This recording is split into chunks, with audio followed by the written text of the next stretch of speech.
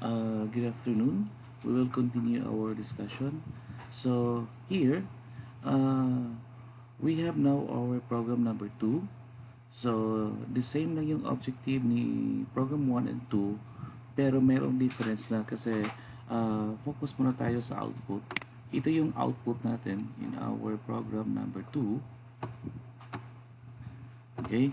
So nilagyan na natin ng we have the border. Okay? So we have here the border. Ayan, sa baba merong border. And then hello world. And then merong welcome to C programming. Let's get ready to rumble. Thank you. So uh what did you observe here? Merong spacing, no?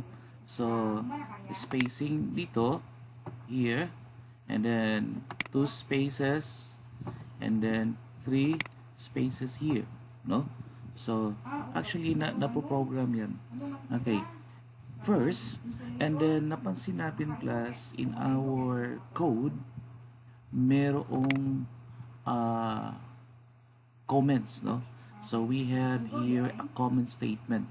What you observe here in the comment statement, ibig sabihin nito class, kaya nating mag-comment dito, and itong comment class hindi ito babasahin ng program and it is not part of the program. So okay, so for example, I have here, so we have forward slash, no, we have a slash asterisk programmer Juan de la Cruz, and then the slash asterisk date November 6, 2020, and then napansin natin class, so we have here slash asterisk, and then dito meron ding asterisk slash, no? So sa bawat comment natin class merong nakasulat na slash and then asterisk. Sa last naman asterisk, we have slash.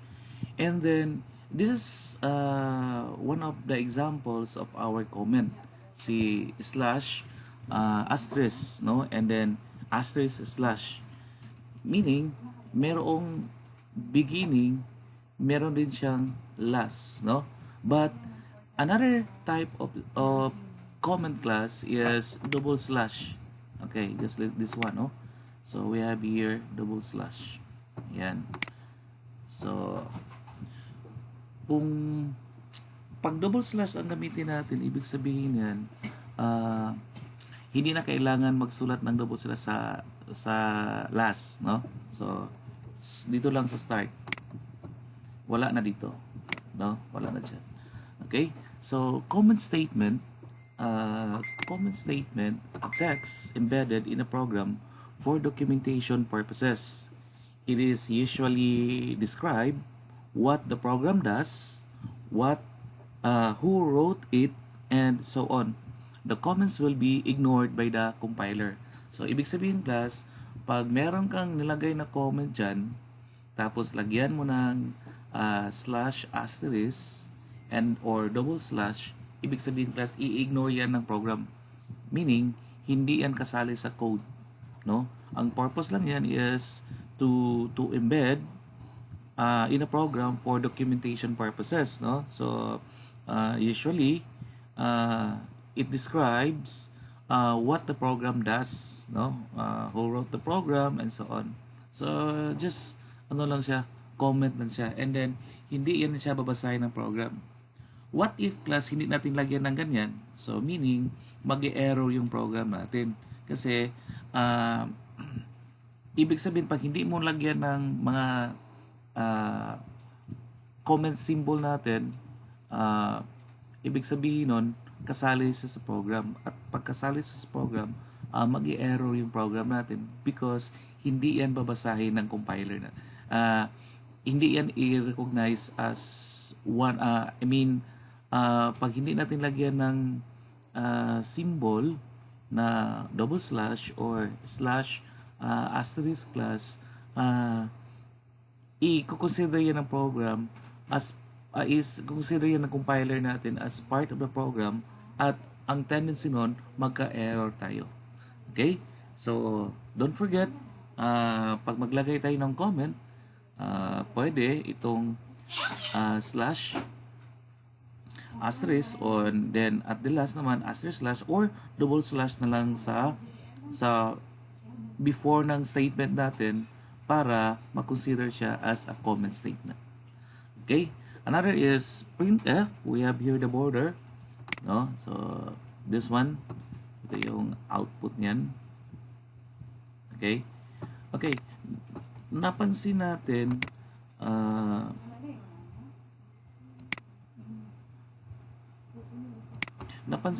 class, okay, tingnan nyo ito. Meron siyang, okay,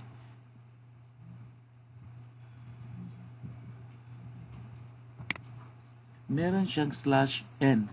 Kasi ang mangyari dito class, if hindi natin lagyan ng slash n, okay, by the way class, slash n, we have the backslash, no? So we have the backslash n used to move the cursor to the next line.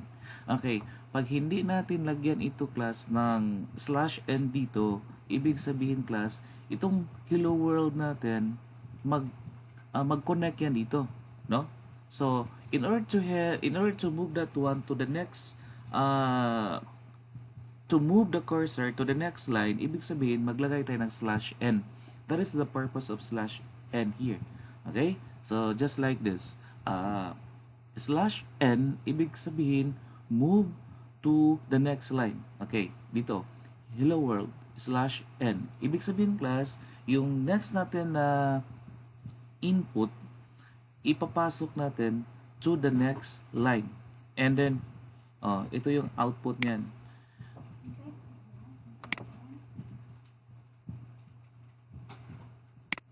Okay, so tingnan mo yung space niya.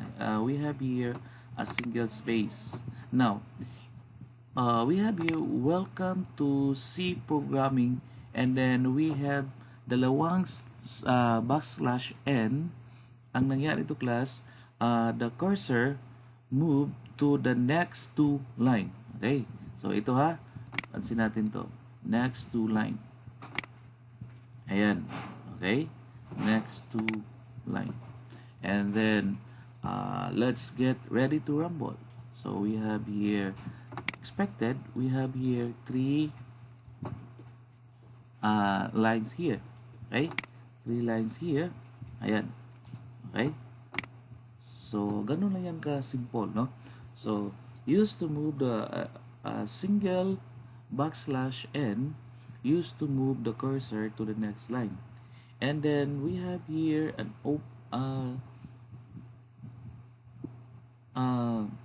this symbol, no? Okay, this symbol here. So ibig sabihin yan, pag ayan, no? So tingnan mo yung space. Sandali ha, i-erase ko muna lahat.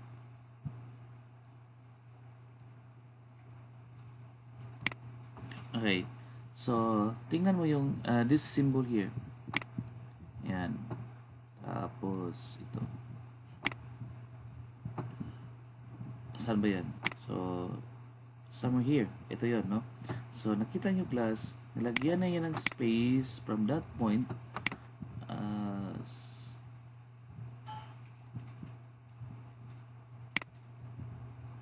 Okay, nilagyan ito ng space from this point here hanggang dito, no? Yan, space. Okay, and then here, ito yung symbol natin. Yan, pero hindi yung nakakita sa output. Okay, so ito yun. Ayan. So this symbol used for 2 or more character, no? So this is 2 or more character. Okay, so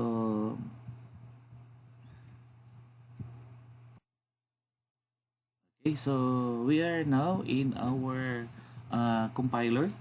So nakikita natin, sabi ko ni class, sir, what if tanggalin natin yung symbol na slash asterisk, no? Tingnan natin class, magbabago ang color niyan. Tanggalin natin yan. Ayan, no? So, na-consider niya siya as part of the program. Pag i-run natin to, magka-error na yan, no? So ito. So ibalik natin. So slash asterisk. Yan.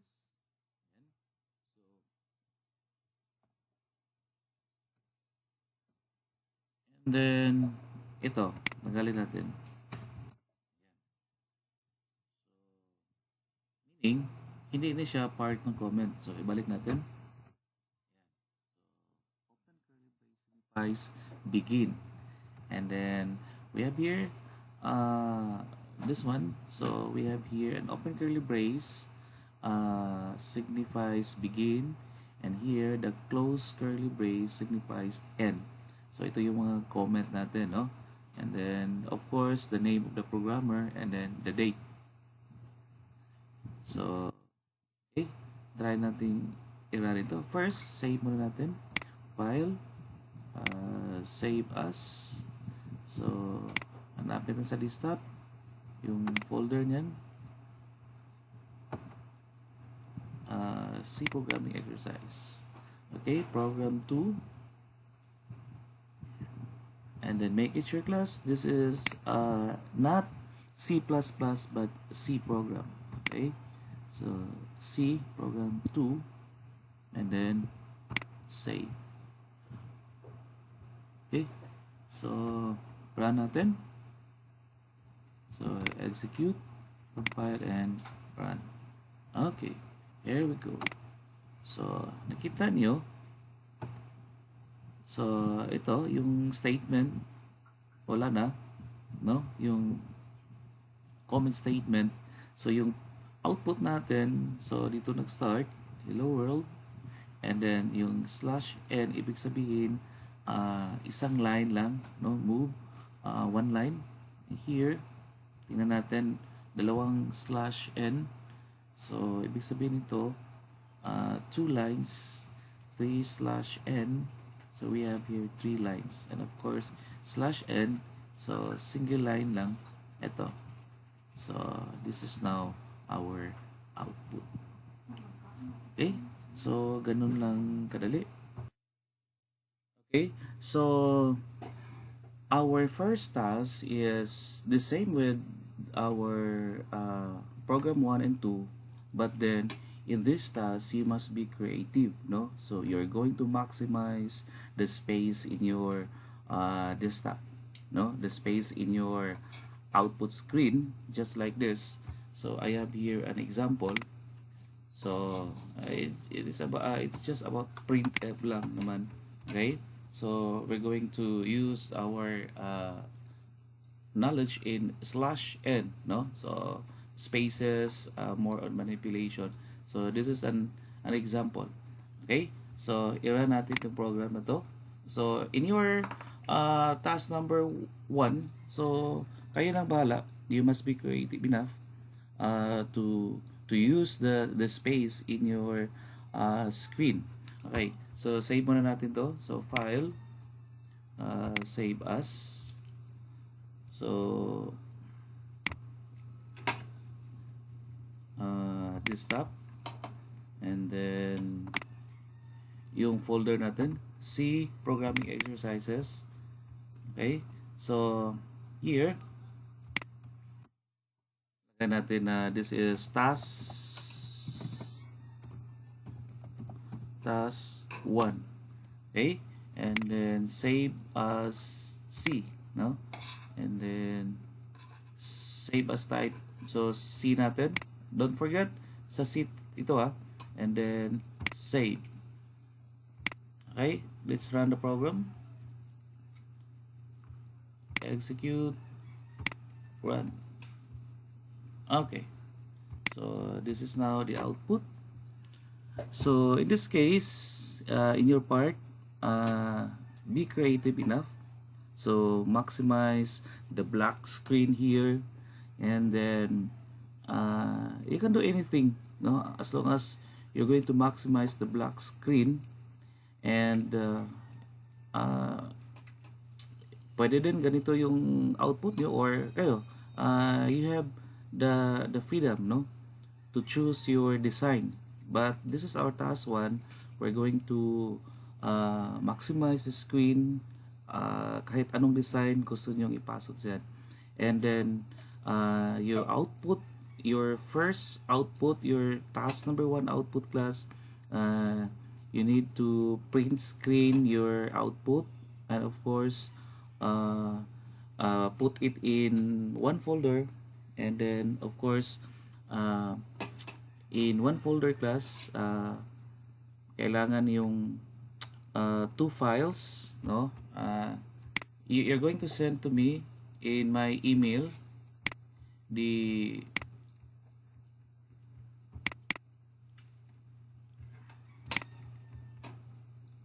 okay. For example, here we have the file name task number 1.c, task 1.xc, and of course the a picture, no, the print screen of your no need na. So in your for task 1, kindly send it to me your task1.c and then task1.xc files only. Dalawa lang, no? task1.c and task1.xc file, and send it in my email. This is our first task in this week. Okay, so that's the end of our lesson for today. See you next week.